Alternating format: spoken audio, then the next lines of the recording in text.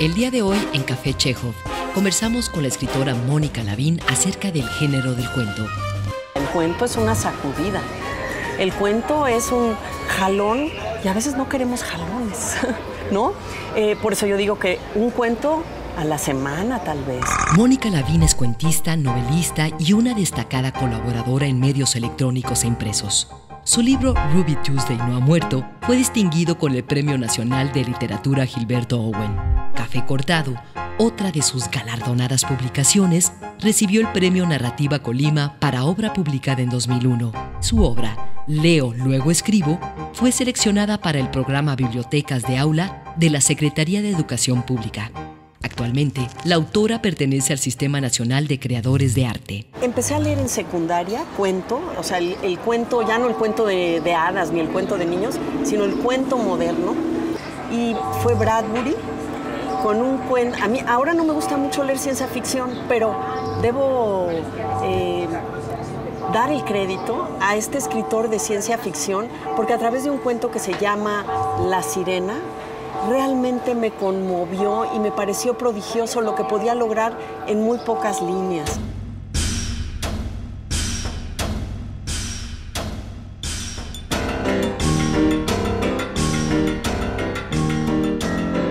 ¿Qué te sedujo de la obra de Ray Bradbury?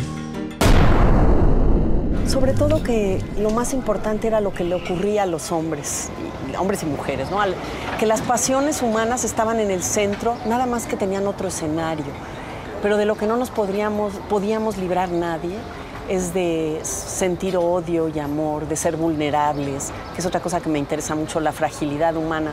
Ahí Bradbury, igual que Asimov, con otro cuento, ese cuento también me gustó mucho. No importa que te cuente otro cuento.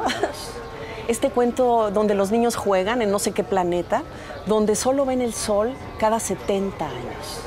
Y están jugando como jugamos los niños cuando somos niños, y están en el salón de clases y entre sus travesuras son escondidillas, un juego universal.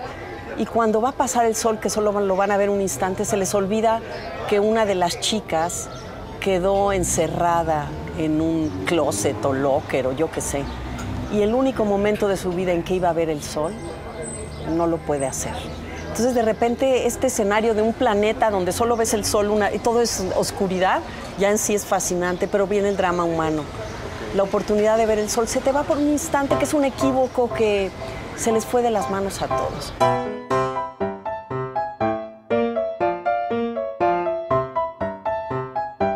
¿De qué trata el cuento La Sirena de Ray Bradbury? Todo esto sucede en una conversación en un faro. Los faros desde entonces me encantan, me parecen lugares enigmáticos, lugares de siempre un personaje solitario y su relación con la vastedad y con la noche.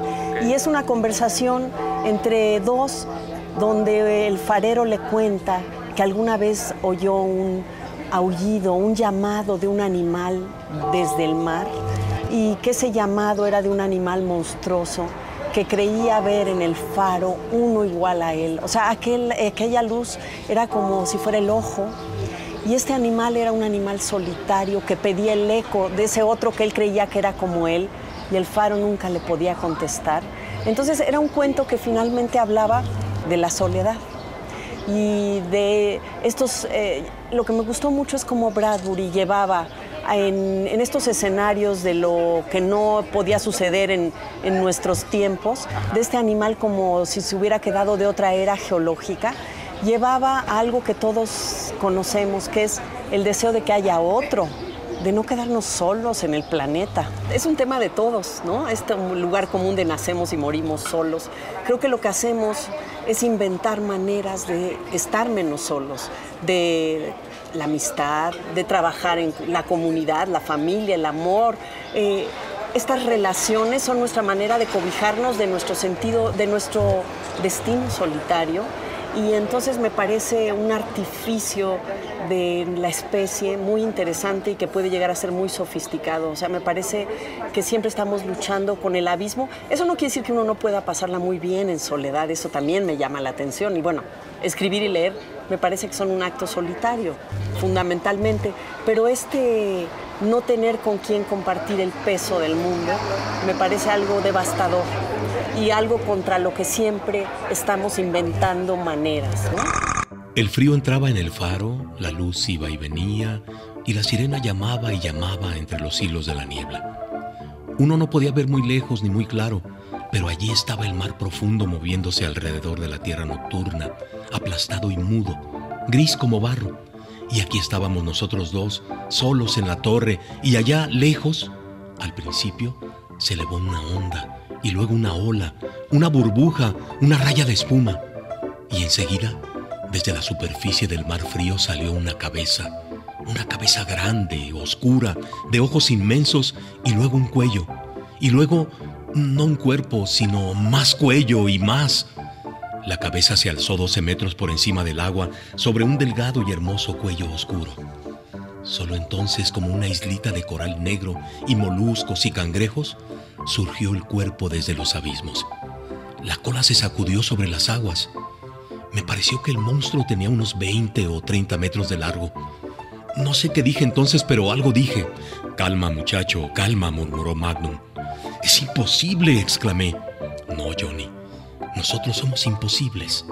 Él es lo que era hace 10 millones de años. No ha cambiado. Nosotros y la Tierra cambiamos. Nos hicimos imposibles.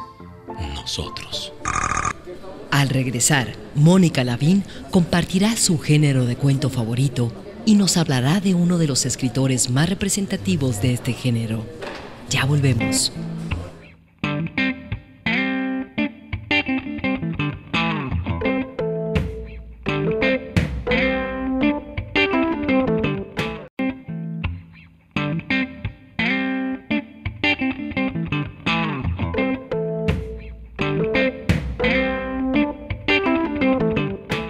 Lo sostenía Octavio Paz. Leemos porque nos sobra algo o porque nos falta algo. Tenemos sed. Sed de un horizonte más amplio. Una pulsión por rebasar el contorno de nuestra existencia. Mónica Lavín. Café Chekhov continúa conversando con Mónica Lavín acerca del género del cuento. El cuento tiene que ser intenso. No puede contar, no se trata como en la novela de muchos claroscuros en la vida del personaje, sino que debe ser un momento relevante. Por algo se está contando ese momento del personaje. Entonces sabemos que estamos ante algo que se va a revelar por lo que se cuenta, pero lo más importante es lo que no se cuenta. Entonces hay que leer un cuento y hasta otro día otro cuento. Yo eso sí sugiero a los lectores de cuento. Tienen que darle ese momento, pues diríamos, el iceberg, ¿no?, de Hemingway, que salgan los 7 octavos, o la epifanía que mencionaba Joyce. Tenemos que tener la oportunidad de entender aquello que no está dicho, porque esa parte es la más importante del cuento.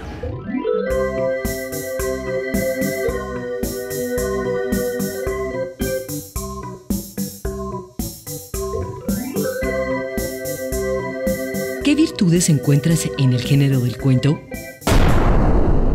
Yo siempre digo que el cuento es un género de equilibrios entre lo que se dice y lo que no se dice. Es muy matemático. Me gusta por eso, porque tiene una especie de atributo científico. Es muy medido, es muy mesurado, es riguroso. Porque si te sales de lo que debieses contar, ya estás quitándole la atención y la intensidad de la que hablaba Cortázar. Entonces, en esa brevedad está una explosión de un mundo. Yo siempre digo que es como un Alka-Seltzer. Aparentemente compacto, blanquito y circular, y si lo echas en agua, digamos en el lector, debe soltar todas estas burbujas, efervecer, ¿no? Y normalmente la efervescencia del cuento se da después de la lectura, no durante la lectura.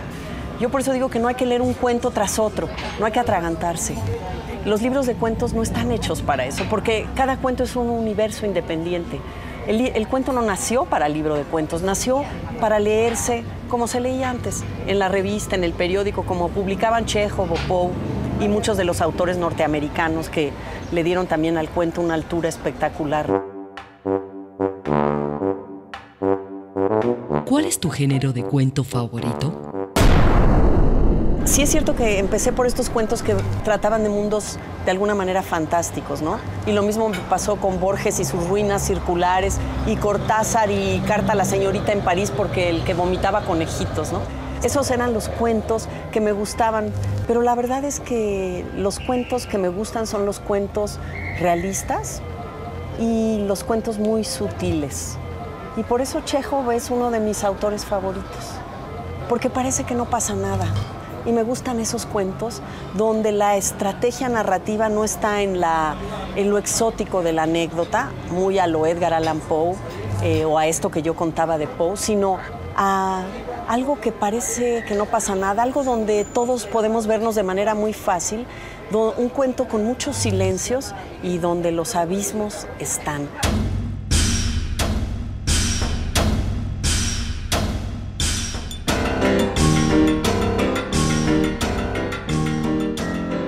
¿Qué relato podrías recomendarnos de este subgénero del cuento?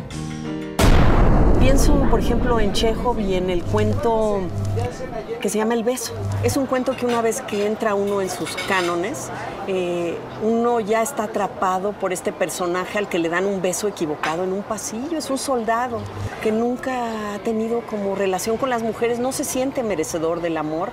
Y en esta reunión o recepción que les hace un militar en un pueblo donde pasan, él tímido y sin tener capacidad de estas conversaciones, de las hazañas, se va por un pasillo y de repente sale una mujer y le da un beso.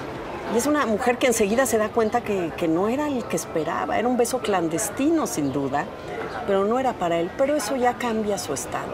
Él regresa a la recepción pensando qué mujer le dio un beso. Y la inventa de todas aquellas que están ahí. Y Chejov narra, es una escena prodigiosa de ese cuento porque trata de recordar el murmullo de las faldas, porque claro, era siglo XIX y se usaban estos vestidos largos. Y él quiere evocar el sonido, que es maravilloso. Chejov pone a trabajar a los sentidos, a todos los sentidos, y a este deseo del hombre de encontrar y enamorarse de una mujer ideal que fabrica entre todas ellas. Y eso le cambia la vida todo el año que tardan en volver a ese mismo lugar. Es de una sutileza y de una capacidad de meternos en el pellejo de este militar tímido, que uno se vuelve él y que uno entiende que el enamoramiento es una invención, es un estado febril y que luego no tiene que ver con la contraparte real, ¿no? Detuvo la mirada en la señorita Lila, que le gustó mucho. Tenía hermosos hombros y brazos, rostro inteligente y una voz magnífica. Ryabovich deseó al contemplarla que fuese precisamente ella y no otra la desconocida. Pero la joven se echó a reír con aire poco sincero y arrugó su larga nariz, que le pareció la nariz de una vieja. Entonces trasladó la mirada a la rubia vestida de negro. Era más joven, más sencilla y espontánea. Tenía unas sienes encantadoras y se llevaba la copa a los labios con mucha gracia. Entonces Ryabovich habría deseado que esa fuese aquella, pero poco después le pareció que tenía el rostro plano y volvió los ojos hacia su vecina. Al volver, nuestra invitada nos hablará sobre la publicación de cuento en México y nos compartirá su reflexión sobre las experiencias en otros territorios. Ya regresamos.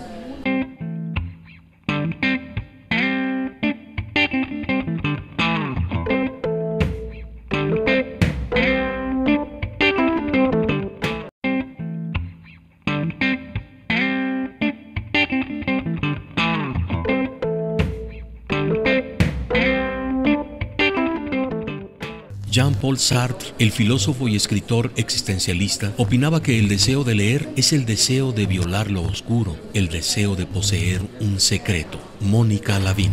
Café Chejov continúa conversando con Mónica Lavín acerca del acto de leer. Yo tenía 9 años y tenía hepatitis.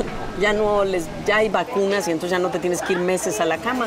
Pero esos meses en la cama, niña de la Ciudad de México, la televisión empezaba hasta las 3:30 de la tarde y leía Mujercitas y muchas historias que tenían que ver con niñas o con jovencitas. Pero el libro que verdaderamente me mostró lo que te hacen los libros es Robinson Crusoe, de Daniel Defoe, porque ese personaje no tenía nada que ver conmigo, ¿no? Era un hombre, vivió en otra época, era un náufrago. Mientras yo lo leía, realmente mi cama era una isla. Y yo era ese náufrago y sentía la sed y la angustia. Y yo veía el paisaje que él veía. Y eso es realmente el momento en que sentí que los libros sí hacían contigo lo que querían. Te volvían otro.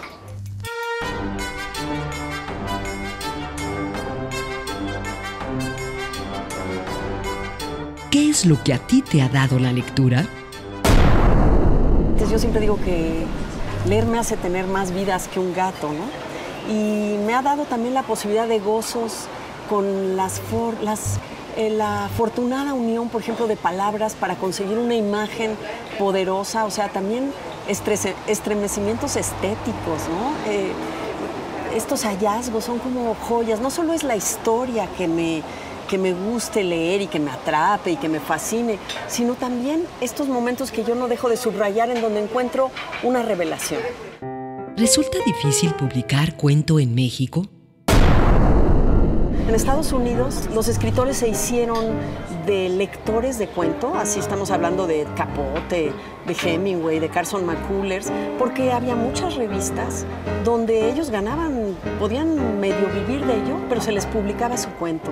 Y eso hizo que después, cuando se hicieran antologías o reuniones de cuentos, sus lectores ya con el gusto por el estilo de estos escritores, quisieran tener estas antologías de cuento. Entonces, creo que nos faltan espacios para que la relación lector-género se siga dando de manera que los editores no digan es difícil publicar cuento porque no hay lectores de cuento y se haga este círculo vicioso en donde el cuento, se publica poco. ¿Qué podrías comentarnos de la obra cuentística de Ernest Hemingway? A mí me gusta sobre todo el Hemingway cuentista.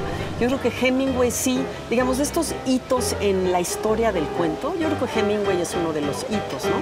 Si fueron Poe y Chekhov, luego está Hemingway, con esta economía de las palabras y la economía de las emociones. Creo que Hemingway con esto que decía él, que hay que escribir con los dos extremos del lápiz, la punta y la goma, es una lección de cómo el cuento hay que trabajarlo mucho. Es cierto que se escribe de un tirón normalmente para que esta pasión de la alimaña que mencionaba Cortázar esté ahí, porque ahí está el tono del cuento, ¿no? Pero hay que trabajarlo para borrar y agregar y que tenga su tono, su justeza, su música y sus silencios y su sutileza, ¿no? Yo creo que Hemingway es la gran lección de cómo el cuento tiene que callar. ¿De qué se trata el cuento Los asesinos de Hemingway? Empieza cuando entran dos tipos a una cafetería. Los que atienden en el lugar pues no los conocen, saben que son foráneos. Y todo se da a través de un diálogo. El diálogo entre los dos personajes así enfundados en una gabardina, con sombrero, con guantes. Estamos hablando como de los años 40, no, estamos hablando como de los años 30.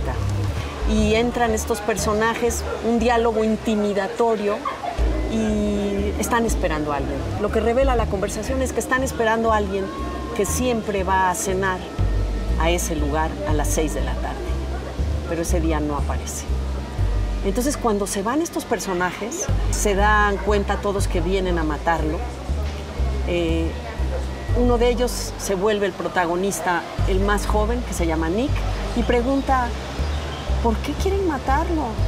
Y le dan, hay respuestas evasivas, no hay certezas. Y él dice, yo le voy a avisar que lo están buscando para matarlo. Y cuando entra al lugar donde vive, se lo encuentra en la cama, la espalda hacia la puerta, en una actitud extraña para el muchacho, y le dice, te están buscando para matarte. Y él dice, sí, ya sé. Y le dice, pues vete, te tienes que ir. Y él dice, ya no voy a huir. Entonces el muchacho regresa al café diciendo, ¿por qué ya no quiere huir? ¿Por qué ya no? Y me voy a ir de aquí. Esa es su solución. Me voy a ir de aquí. Y el que maneja la cafetería le dice, es su tío, el tío George, le dice, sí, yo creo que te deberías ir a otro lado. Pero uno, lector, sabe que hay cosas de las que no se puede huir, como la evidencia de que a ese hombre lo van a matar y que él ya se cansó. La puerta del restaurante de Henry se abrió y entraron dos hombres que se sentaron al mostrador. ¿Qué van a pedir?, les preguntó George. No sé, dijo uno de ellos. ¿Tú qué tienes ganas de comer, Al? Qué sé yo, respondió Al. No sé. Afuera estaba oscureciendo. Las luces de la calle entraban por la ventana. Los dos hombres leían el menú. Desde el otro extremo del mostrador, Nick Adams, quien había estado conversando con George cuando ellos entraron, los observaba. Yo voy a pedir costillitas de cerdo con salsa de manzanas y puré de papas, dijo el primero. Todavía no está listo. Entonces, ¿para qué carajo lo pones en la carta? Esa es la cena, le explicó George. Puede pedirse a partir de las 6. George miró el reloj en la pared de atrás del mostrador. Son las 5. El reloj marca las 5:20, dijo el segundo hombre. En nuestra próxima emisión charlaremos con Benito Taibo acerca de su perspectiva sobre el género del cuento y también sobre algunos de sus relatos cortos predilectos. Hasta entonces. Los cuentos son una especie de fotografías instantáneas, de momentos precisos y claros, donde no hay más que, no es necesario contar más, ¿no? Hay muy pocas cuartillas, descubres una historia completa. No es necesario llevarla más allá. Podría decir que el cuento es el perfume de la novela. Yo creo que el cuento aparece después de que aparece la novela en mi vida. Y también es súper sorprendente. ¿Y sabes dónde, con qué género? Con la ciencia ficción. Los cuentos de ciencia ficción que abonaron en mi educación sentimental de una manera esplendorosa. He dedicado parte de mi vida a promover el libro y la lectura. El libro no solo como objeto cultural, sino como ese instrumento liberador, transformador de sociedades y de hombres, como tabla de salvación para el momento del naufragio, como bálsamo para las heridas de la banalidad que generan estos terribles y violentos tiempos. Leer es resistir, leer es un acto de resistencia frente a lo que está alrededor. Y no solo de resistencia, es un acto de imaginación, de poderío, de lógica, de inteligencia, de poder vivir las vidas de los otros sin dejar de vivir la tuya propia. Es, yo creo que el momento más importante de tu vida. Yo no entiendo la vida sin el libro y la lectura, y no deberían entenderla nadie.